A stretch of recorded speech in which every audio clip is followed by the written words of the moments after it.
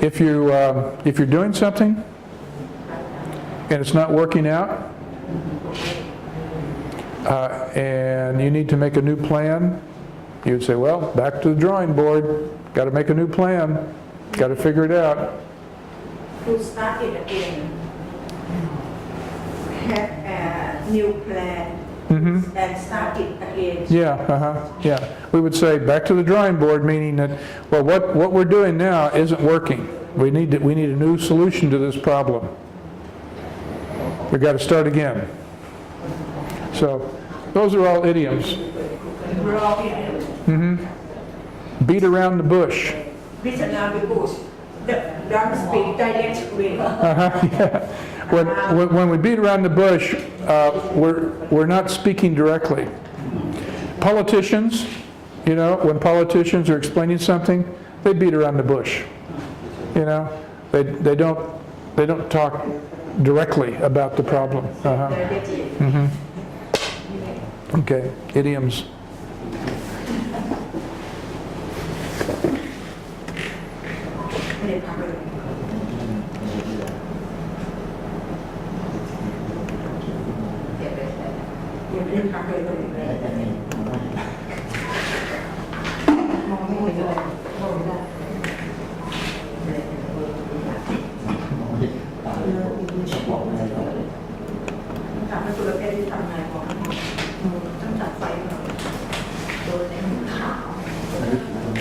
Before I forget, this is important. Before I forget,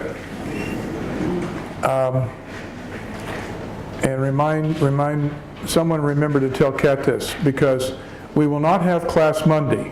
Monday is a worship day, okay? And we will not have class Tuesday because Tuesday is the Chinese New Year. Okay? So no class Monday and no class Tuesday. We will be back in class on Wednesday. Okay? But Tuesday is the New Year. So a lot of people will be involved in that. And then of course Monday is the worship day. So I'm going to miss you. No class until Wednesday. Wednesday we'll come back and we'll have class again on Wednesday. Okay? So but you can study on your own. You can take the notes that I've been sending you and go back and review those notes. You can take Wang Lung, The Good Earth, and read ahead. Okay? So let's. We're going to learn about infinitives. Have you had any practice with infinitives before? Do you know what an infinitive is? It's a grammar term. Infinitive. I'm going to show you infinitive. We use infinitives with verbs. It's just another way of saying things. We form an infinitive by combining the word to with the present tense of a verb. So, an example of an infinitive would be to run, to jump, to learn.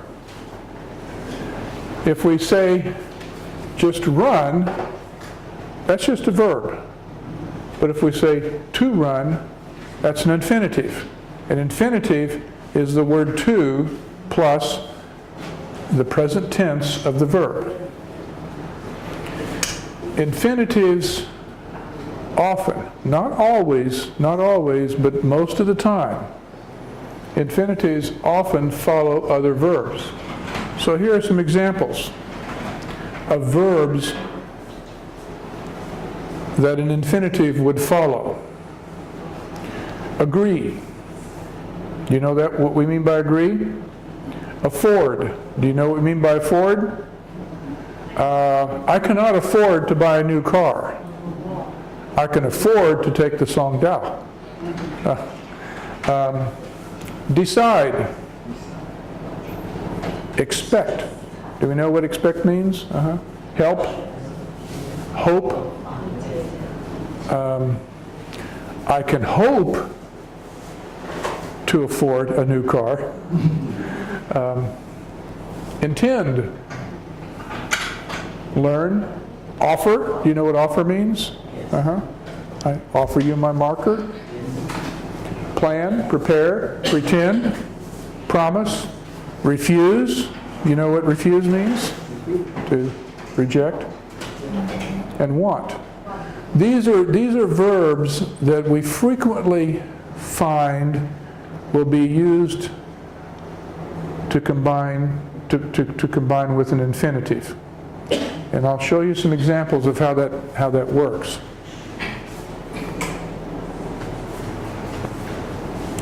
I agree to pay my bill on time.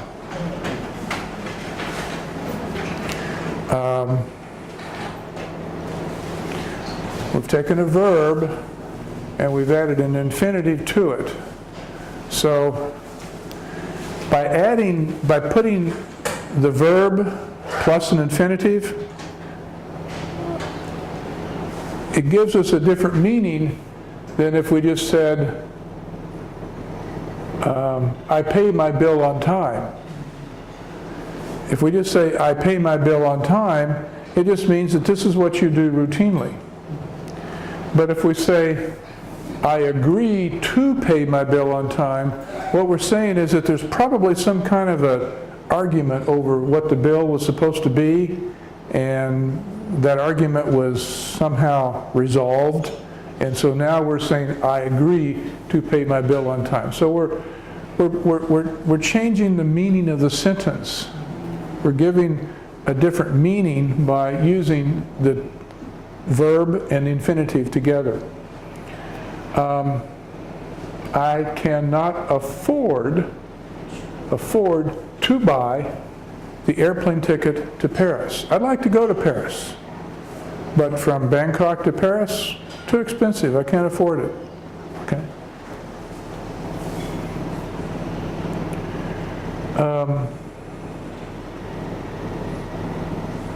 I plan to visit relatives in Chiang Mai. Did I spell that correctly? Chiang Mai? Is that spelled correctly? Okay.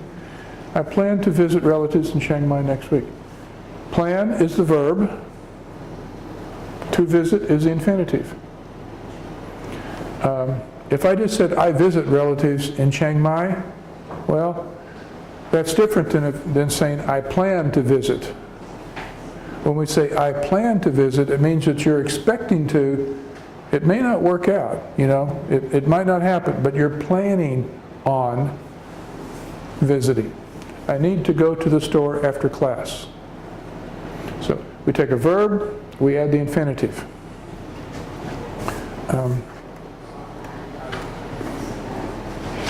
Can you give me an example of how you would use the infinitive? A verb, and then the infinitive is the word to and another verb. So, can you give me an example of your own on how you would do that?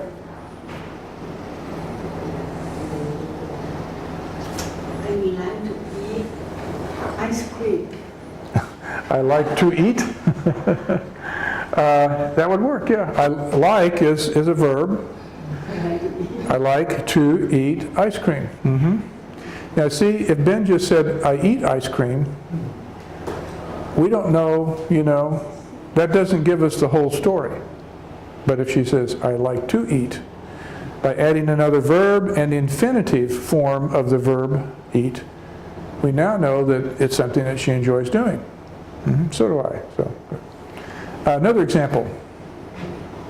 Verb and then an infinitive form and another verb to give us a meaning, a bit different meaning. Go. I plan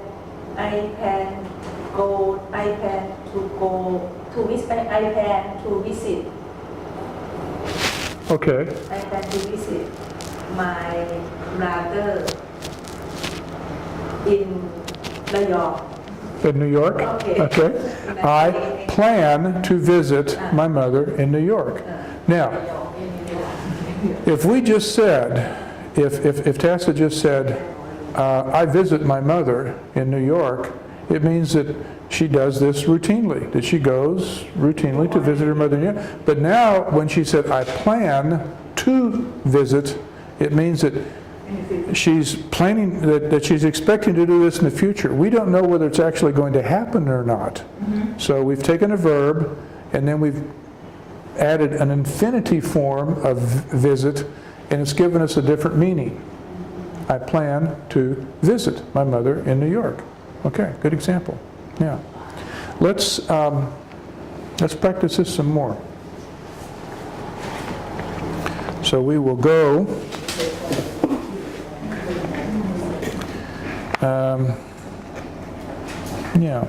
on page 60.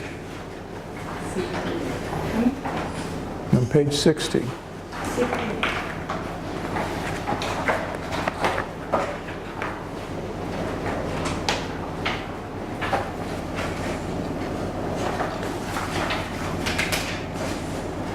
Where it says number 2, practice. I will do the first one, and then we'll take turns after that.